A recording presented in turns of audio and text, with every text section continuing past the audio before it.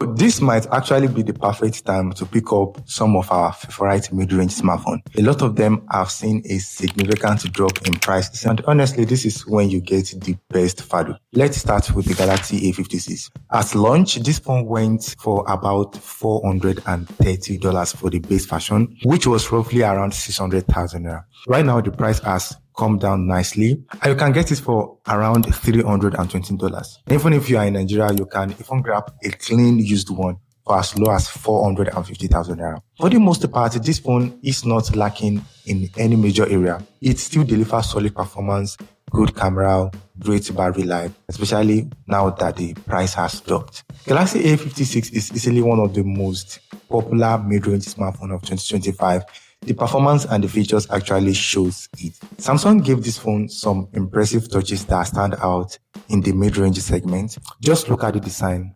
It is slim, like it is not the ultra tiny or the slimmest smartphone, but at 7.4 millimeter, it feels sleek in hand. You are getting IP67 dust and water resistant, aluminum frame, Gorilla Glass Victus Plus protection. For a mid-range phone in 2025, that build quality is a major win, like A+ for me when it comes to build quality and the design as well. Then you get the display, classic Samsung quality, that brightness, that vibrancy, and that sharpness. You are getting 1200 nits of brightness in high brightness mode, and with Vision Booster, you can push it all the way up to 1900 nits. It really makes the display stand out outdoors. The rear camera setup is pretty standard for me in this mid-range segment, exactly what you'd expect. The front camera though is where Samsung really did something special. Even though it is a 12 megapixel sensor, it is a larger sensor with bigger pixels. The image quality is nicely better, so you are getting brighter selfies, sharper detail, and overall clearer photo. On the rear, you also get optical image stabilization, super steady mode, which helps you get that stable shot and smooth videos. Honestly, for this price, the camera system is one of the best you can get. When it comes to performance, I know a lot of people are not the biggest fans of Exynos processor. Let me tell you, this one is not bad at all. It is built on a 4 nanometer process. You are getting 8 gigabytes to 12 gigabytes of LPDDR5 RAM, which keeps everything fast and smooth. Samsung even added a vapor chamber cooling system to help control temperature. Even if you are gaming or you are pushing this phone hard, it stays stable. The interface is clean, smooth. It is packed with features, with AI features as well. And when it comes to software updates, Samsung is one of the best in the industry. Only Google can beat them in this segment. So if you are not using Google smartphone, Samsung is other brands that will give you the longest software support. You are getting years of major OS updates, plus security patches, which is a big win for long-term use. You also get a 5000 milliamp hour battery, which easily carries you through a full day of normal use. Then for the extras, there's no micro SD, there's no headphone jack. Don't tell me you are looking or you are expecting to get an headphone jack on a mid-range device in 2025. That era is gone. But you do get dual stereo speakers, optical in-display fingerprint sensor, and the overall well-polished package. At launch, some people were unsure if the A56 was worth the price. And to be fair, at that time, it was already good for that price. But now that the price has dropped and we are still in the same year, it has become even a better deal. This one is the best buy for me. And if you want to even spend less, you can drop down to the Galaxy A36. It is cheaper, but the performance you get on the A36 is nowhere near what you get on the A56. For me, the A56 remained the best choice in the mid-range segment. There is another mid-range phone that recently entered into the market.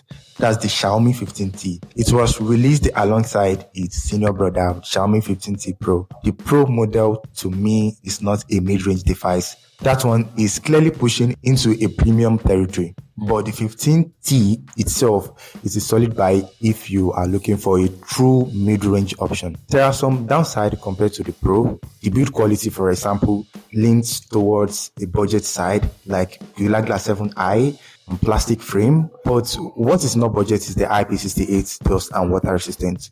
Not many mid-range phones offer that level of protection. In terms of dimension, just like the Galaxy A56, this phone isn't bulky. I actually love the design of this phone. It is simple, and even with that build quality, I don't have any issue. Even with the plastic, I can live with that. There is really nothing to criticize about that. The display is another thing that makes this phone amazing. So you are getting AMOLED panel, 120 Hz, brighter than what you get on the A56. It is also slightly larger at 6.83 inches with a higher resolution. The one thing Xiaomi really nailed here is the bezels. The bezels are uniform on all sides, completely even. Unlike Samsung, where the bottom bezels are slightly thicker. This uniform bezel design makes the entire front looks fantastic. As usual, Xiaomi has one area that sometimes disappoints me. That is the software area. Don't get me wrong, the software on this phone runs smoothly. There's no lag, no stutter. Navigating through the UI is easy and responsive. The amount of pre-installed app Xiaomi puts on their smartphone is what really wears me down. If this were a budget phone, I could understand, but this is a mid-range device. People are spending around $600 to get this phone. I really think Xiaomi should reduce the amount of bloatware they ship with their devices. The phone comes with HyperOS 2. I think HyperOS 3 is already on its way. And Xiaomi also promised 4 years of major OS updates plus 6 years of security patches. It's kind of put it on the same level as many premium brands. I can compare this phone to flagship devices in terms of performance. It runs the MediaTek Dimensity 8400 Ultra chip. This chipset handles everything, like everything you throw at it. Your games, your multitasking, your FE apps.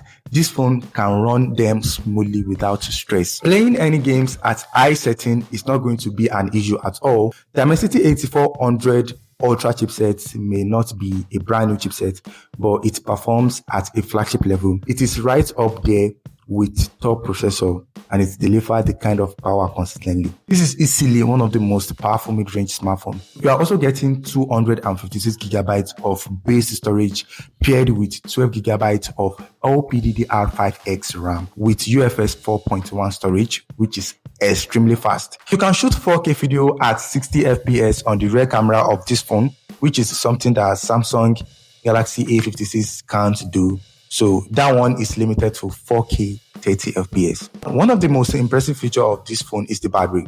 You are getting 5,500 milliamp power battery cell, which gives you longer hours of use compared to most of other phones in this category.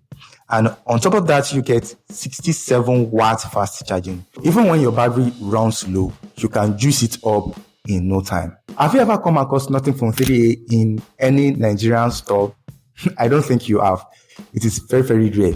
There are some few sellers that bring it in. It is not a popular device in Nigeria at all.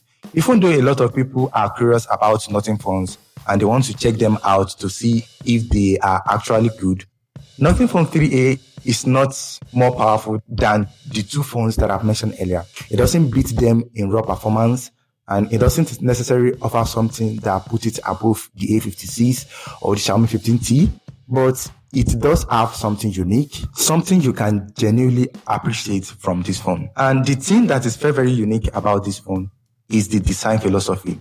That iconic glyph interface on the back of Nothing Phone 3A. If you are tired of normal design that we see every day, if you find them boring or you want to explore something different, this phone gives you that fresh experience. The lights on the back, the pattern, the way that glyph system works, it is genuinely unique. The second unique thing is the clean UI. We are already familiar with Xiaomi's HyperOS. We are used to Samsung's One UI, but have you ever tried Nothing OS? It is a completely different experience. Clean, minimal, fast, stylish. If you are curious about trying a new type of software experience, this is a phone that gives you that opportunity. You are also not missing out on the typical mid-range features you'd expect from a mid-range phone like this. A 6.77-inch display, 1080p, 50 megapixel rear camera, 8 megapixel of base RAM. There is also a 12 megapixel version if you want more memory. It runs a Snapdragon processor, 7S Gen 3 processor, comes with solid performance for daily tasks and your moderate gaming. The battery is 5,000 milliamp cell with 50-watt fast charging. So you are covered in terms of endurance and speed. All in all, this is a well all-rounder mid-range smartphone. And the only one downside for me is the front-facing camera that is limited to 1080p. And to be fair, it is enough for most people. You can find Nothing Phone 3A on Amazon, eBay, or any other trusted online stores. You can also get it locally here in Nigeria. Of course, there are many other mid-range options. We have Pixel 9a, Poco X7, Poco F7 Pro, and all. I'm saving those for the next video, and let me know if you want me to cover them in the comment section below. If you have any question regarding these phones, feel free to share them in the comment section below, or you have any other questions. Thank you for watching this video. Don't forget to like and subscribe if you find the video helpful. Then we'll catch you in the next one.